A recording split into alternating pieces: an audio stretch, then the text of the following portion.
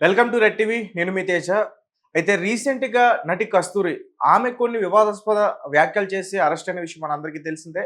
అయితే రీసెంట్‌గా ఒక తెలుగు యూట్యూబ్ ఛానల్‌లో ఆమె ఇంటర్వ్యూ ఇస్తూ జైలుకి తీసుకెళ్ళినప్పుడు ఖచ్చితంగా ప్రతి ఒక్కరిని కూడా స్ట్రిప్ సెర్చ్ చేస్తారంటూ కూడా ఆమె కొన్ని వ్యాఖ్యలు చేసింది. అండ్ రీసెంట్‌గా అల్లు అర్జున్ గారు కూడా అరెస్ట్ అయ్యి బయటకొచ్చారు.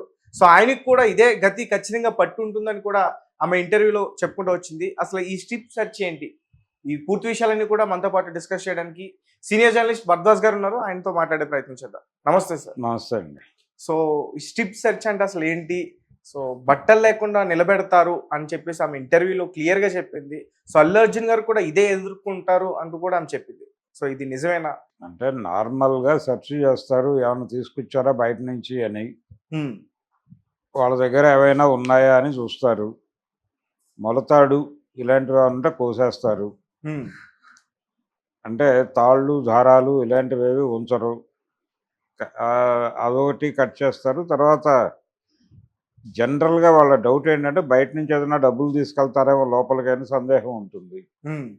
అదొకటి సీరియస్‌గా సెర్చ్ చేస్తారు. చెప్పులు, అలాగే ఈ ప్యాంట్ల మడతలు హ్మ్. ఇవన్నీ కూడా సెర్చ్ చేస్తారు. అంతవరకే ఉంటుంది జనరల్‌గా. హ్మ్. ఎవరైనా మరీ క్రిమినలు వీడు డెఫినెట్‌గా ఏదో ఒకటి పట్టుకెళ్తాడు అని డౌట్ ఉంటే ఇంకొంచెం ఇంటెన్సిటీతో సెర్చ్ చేస్తారు. కొంచెం ఇప్పి అలా హ్మ్. ఏదేమైనా అండర్‌వేర్ మీద నుంచోబెట్టి సెర్చ్ చేస్తారు. హ్మ్.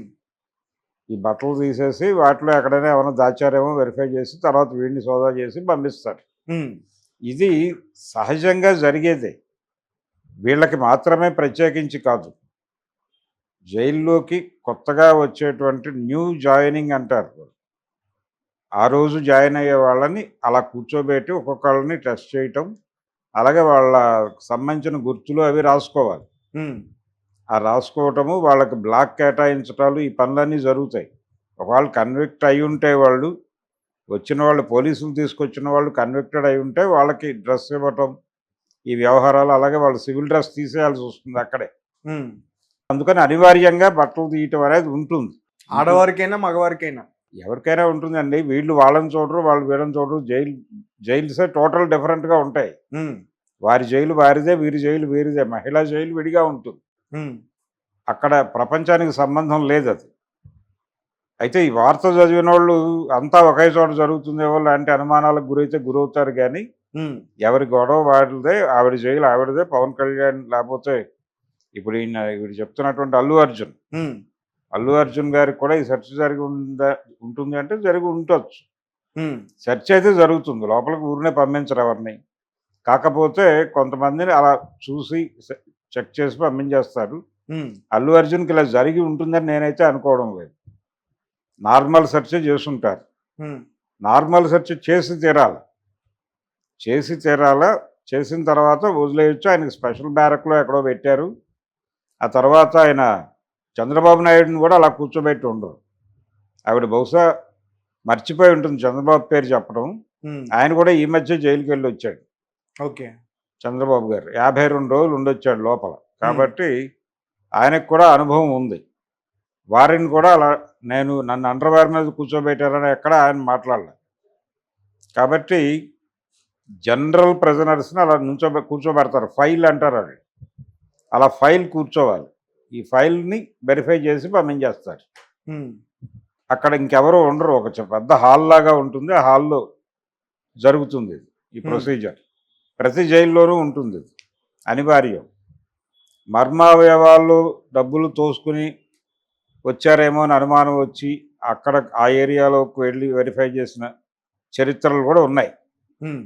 అలాగే ప్రైవేట్ ప్లేసెస్‌లో గూడా సెర్చ్ జేశారు. చేస్తారు. హ్మ్. అలాగే బయట నుంచి గంజాయి ఇలాంటివి ఏమైనా తీసుకొస్తున్నారేమో అని కూడా చెక్ చేస్తారు. హ్మ్.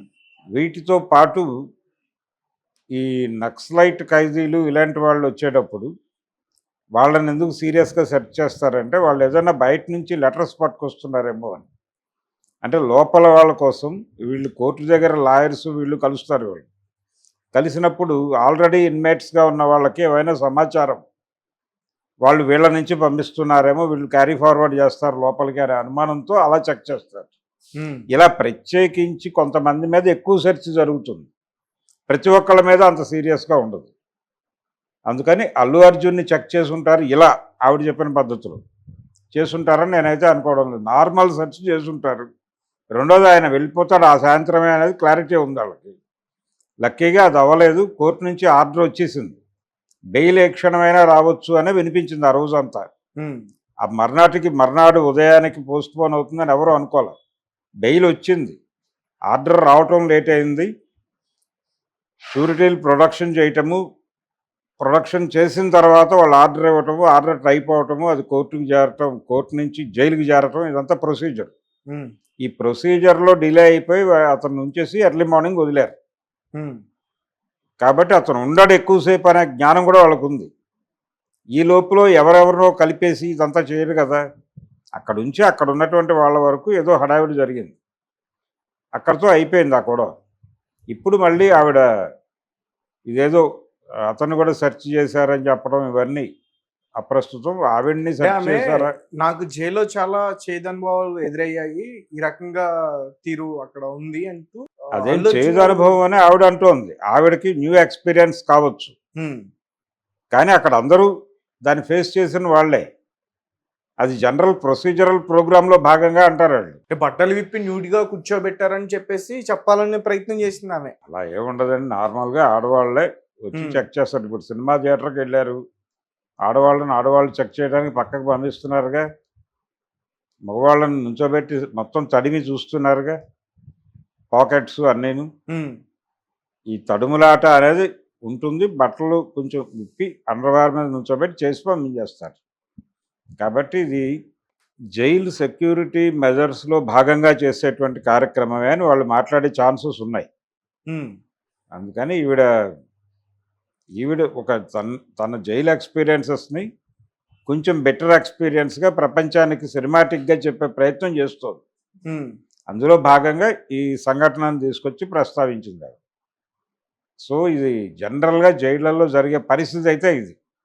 ఉమ్, ఎవరినైనా సరే ముందు అలా ఓపెన్గా కూర్చోబెట్టి అతనికి మొలతాళ్ళు అవి కట్ చేయటం, కొంతమంది తాళ్ళు వేసుకొస్తారు, ఆ తాళ్ళు కట్ చేయడం, ఒంటి మీద దన్నీళ్ళు ఎటువంటివి కూడా ఉండకూడదు. ఉంచరు.